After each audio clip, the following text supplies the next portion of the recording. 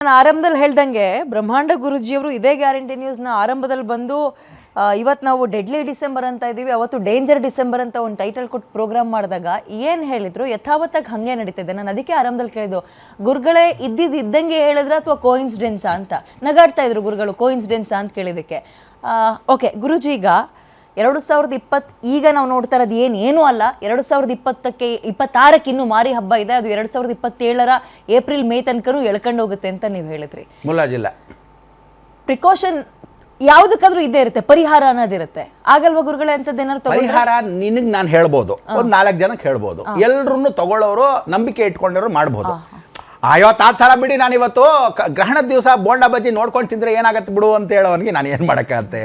So ಆದ್ದರಿಂದ ತೆಲುಗು ಒಂದು ಗಾದೆ ಹೇಳ್ತಾರೆ, ಬುದ್ಧುಂಟೆ ಬೂತರು ಲೆಕ್ಕಪದ ಪ್ರೀತಿನು ಅಂತ. ಅಂದರೆ ನೀನು ಹಣೆ ಬರಕ್ಕೆ ಏನಾಗುತ್ತೋ ಏನು ಮಾಡೋಕ್ಕಾಗಲ್ಲ. ಒಂದು ಸಲ ಏನಂದರೆ ಟೈಮು ಸೆನ್ಸು ಯಾವತ್ತೂ ನಮ್ಮನ್ನೇ ಒಂದು ಮಂಕ್ ಮಾಡಿಸ್ಬಿಡುತ್ತೆ. ಆ ಸಮಯಕ್ಕೆ ನೀನು ಗಂಡ ಹೆಂಡತಿ ಗಲಾಟೆ ಮಾಡ್ತಿರ್ತಾರೆ, ಬೇರೆ ಟೈಮ್ಗಳಲ್ಲಿ ಇಬ್ಬರು ಚೆನ್ನಾಗಿರ್ತಾರೆ.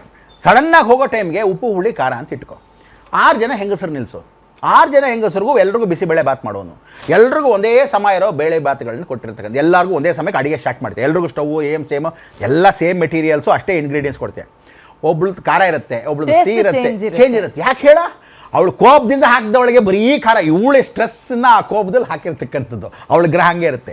ಒಬ್ಳು ನಗ್ನತಾ ಮಾಡಿರ್ತಾಳೆ, ದೈವಭಕ್ತಿಯಾಗಿ ಮಾಡಿರ್ತಾಳೆ. ಆ ಟೇಸ್ಟ್ ಉಪ್ಪು ಹುಳಿ ಖಾರ ಕರೆಕ್ಟಾಗಿರುತ್ತೆ. ಹಾಗೆ ನಾವು ಏನು 6 ಜನಕ್ಕೆ ಕೊಟ್ಟಿರ್ತೀವಿ ಅವರವರಿಂದ, ಅವ್ರವ್ರ ಹಣೆ ಬರನೂ ಹಾಗೆ ಇರುತ್ತೆ. ಕರ್ಮಣ್ಯವಾಧಿಕಾರಸೆ ಮಾಫಲೇಶು ಕದಾಚಾರ. ಆ ಕರ್ಮನ ಯಾರೂ ಬಿಟ್ಟಿದ್ದು ಸಾಧ್ಯ ಇಲ್ಲ. ಅದರಲ್ಲಿ ಏನಾಗಿದೆ, ಈಗ ಇಷ್ಟು ಜನ ಏನು ಬೆಂಕಿ ಅಪಘಾತದಲ್ಲಿ ಹೋಗಿದ್ದಾರೆ, ಲಾರಿ ಬಂದು ಡಿಕ್ಕಿ ಹೊಡಿತಕ್ಕಂಥದ್ದು, ನಿಂತಿರೋ ಬಸ್ಗಾದ್ರೂ ಹೊಡಿತಕ್ಕಂಥದ್ದು, ಬಸ್ ಬಂದು ಲಾರಿಗೆ ಹೊಡಿತಕ್ಕಂಥದ್ದು ಆಗ್ಬೋದು.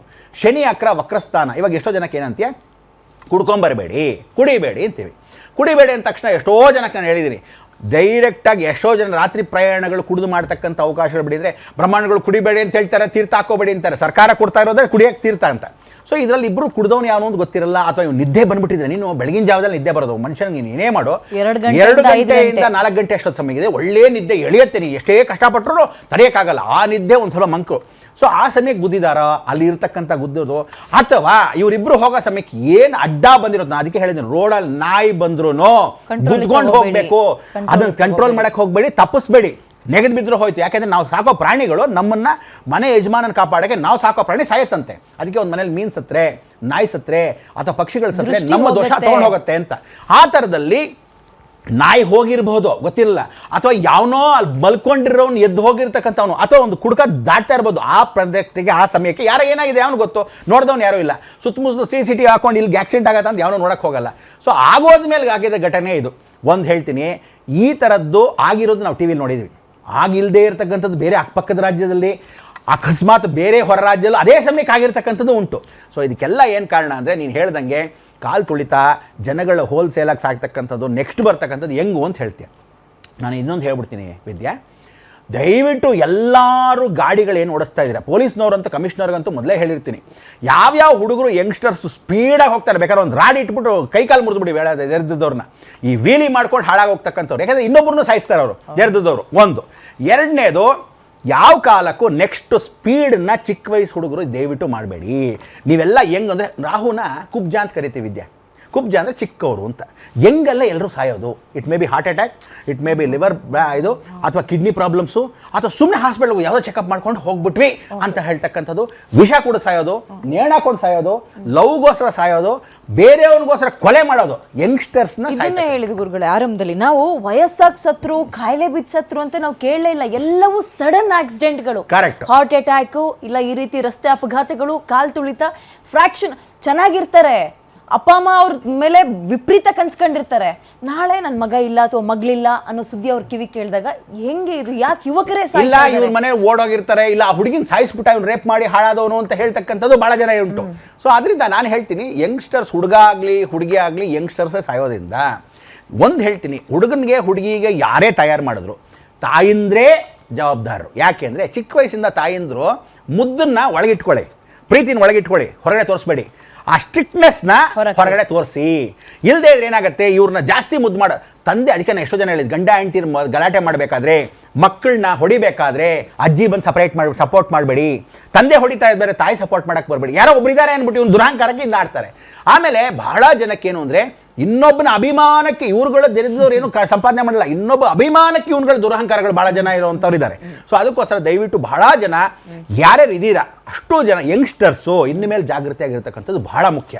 ಎರಡನೇದು, ಇವತ್ತು ಬೆಂಕಿ ಅಪಘಾತ ಆಯಿತು ಅಂತ ಇಟ್ಕೊ, ಆಗಿರ್ತಕ್ಕಂಥದ್ದು ಯಾವ ದಿನ? ಬುಧವಾರದ ದಿವಸ. ಆ ಬುಧನ ಜೊತೆನೆ ಬುಧ ವಕ್ರತ್ಯಾಗ ಮಾಡ್ತಾನೆ, ಉಲ್ಟಾ ಹೋಗ್ತಾನೆ. ಬುಧ ಅಂದರೆ ಭೂಮಿಕಾರಕ. ಭೂಮಿಯಲ್ಲಿ ನಡೀತಕ್ಕಂಥ ಘಟನೆಗಳು ಸ್ಕಿಡ್ ಆಗ್ಬೋದು, ಅಂದರೆ ಜಾರಿಕೆ, ಪೆಟ್ರೋಲ್ ಜಾರಿಕೆ ಆಗ್ಬೋದು, ಪೆಟ್ರೋಲಿಯಂ ಜಾರಿಕೆ ಆಗ್ಬೋದು, ಟರ್ನಿಂಗಲ್ಲಿ ಜಾರಿಕೆ ಆಗ್ಬೋದು, ಮರಳು ಜಾರಿಕೆ ಆಗ್ಬೋದು. ಸೊ ಇದು ಆಗಿರ್ತಕ್ಕಂಥ ಘಟನೆಗಳಲ್ಲಿ ಎಷ್ಟೋ ಜನಕ್ಕೆ ಈ ಅಪಘಾತ ಬೆಂಕಿ ಅಂಟ್ಕೊಳ್ಳೋವರೆಗೂ ಇವ್ರು ಯಾರು ಮನುಷ್ಯರು ಒಳಗೆ ಇಳದೇ ಇಲ್ವಾ? ಇಳಿಯಕ್ಕೆ ಸಾಧ್ಯ ಆಗಿತ್ತೋ ಇಲ್ವೋ ಯಾರಿಗೆ ಗೊತ್ತು? ಜಾಮ್ ಆಗಿಬಿಟ್ಟಿತ್ತೋ ಅಥವಾ ಎಲ್ಲರೂ ನಿದ್ದೆಯಲ್ಲಿ ಅಲ್ಲೇ ಮಲ್ಕೊಂಡ್ಬಿಟ್ಟಿದಾರ ಗೊತ್ತಿಲ್ವಲ್ಲ. ಸೊ ಅದರಿಂದ ಹಾಸ್ಪಿಟ್ಲಿಗೆ ಹೋಗಿರ್ತಕ್ಕಂಥವ್ರು ಎಷ್ಟು ಜನ ಇವತ್ತು, ಅಂದರೆ ನಾನು ಒಂದು ಹೇಳ್ತೀನಿ, ಒಂದು ಮನುಷ್ಯ ಸತ್ತರೆ ಕೈಕಾಲು ಮುರ್ಕೊಂಡು ಬದುಕಿರಬಾರ್ದು, ಜನರಲ್ಲಾಗಿ ಹೇಳ್ತಕ್ಕಂಥ ವಿಚಾರ. ಕಾಫಿ ಕುಡಿತಾ ಅಬ್ಬಾ ನಾನು ಸತ್ತೋದ್ರೆ ಸಾಕಪ್ಪ ಅನ್ಕೋಬೇಕು. ಏನಾಗುತ್ತೆ, ಇನ್ನೊಬ್ಬರ ಮೇಲೆ ಡಿಪೆಂಡ್ ಆದರೆ ಅವ್ರಿಗೂ ತೊಂದರೆ, ಇವ್ರಿಗೆ ಮಾಡೋಕ್ಕೆ ತೊಂದರೆ. ನಾಳೆ ಅವರು ಒದ್ದಾಡ್ತಾರೆ ಆ ನೋವಿಂದ ಒಂದು ದಿವಸದಲ್ಲ. ಆಮೇಲೆ ನೀನು ಬೋರಿಂಗ್ ಹಾಸ್ಪಿಟ್ಲ್ ಆಗಲಿ ಅಥವಾ ಯಾವುದೇ ಒಂದು ಗೌರ್ಮೆಂಟ್ ಹಾಸ್ಪಿಟ್ಲ್ ಆಗಲಿ, ಸುಟ್ಟೋಗಿದ್ದ ಕಾಯಿಲೆಯಲ್ಲಿ ಆ ಚರ್ಮ ಎಳಿಬೇಕಾದ್ರೆ ಅಂದರೆ ತುಂಬ ದಿವಸ ಒಣಗಿದ ಮೇಲೆ ಅವ್ರು ಹಾಕಿದ ಆಯಿಂಟ್ಮೆಂಟ್ ಆದಮೇಲೆ ಎಳಿತಾರೆ ನೋಡಿ ಹೊಸ ಚರ್ಮ ಬರಲಿ ಅಂತ.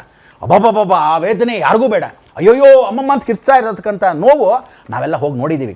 ಆದ್ದರಿಂದ ಯಾರಿಗೂ ಹೇಳ್ತೀನಿ, ಸುಟ್ಟೋಗಿದ್ದಾದರೆ ಮನೇಲಿ ಸುಮ್ಮನೆ ನೀನು ಕೈ ಸುಟ್ಕೊಂಡು ಬಂದರೆ, ನೀವು ಅಡುಗೆ ಮಾಡಿ ನಿಂಗೆ 5 ದಿವಸ 6 ದಿವಸ ಎಷ್ಟು ಒದ್ದಾಡ್ತೀಯ ವಿದ್ಯಾ, ಅಕಸ್ಮಾತ್ ಅಡುಗೆ ಮಾಡ್ಕೊಂಡು ಬಂದಿರ್ತೀಯ, ಯಾವುದೋ ಕುಕ್ಕರ್ ಸೋಕ್ಬಿಟ್ರೆ ಅಯ್ಯೋಯ್ಯೋ ಅಂತಿರ್ತೀಯ. ಅಂಥದ್ರಲ್ಲ ದೇಹ ಸುಟ್ಟೋದಾಗ ಯಾವ ಭಾಗ ಸುಟ್ಟೋಗಿದ್ರೆ ಹೆಂಗಿರುತ್ತೆ ಪರಿಸ್ಥಿತಿ.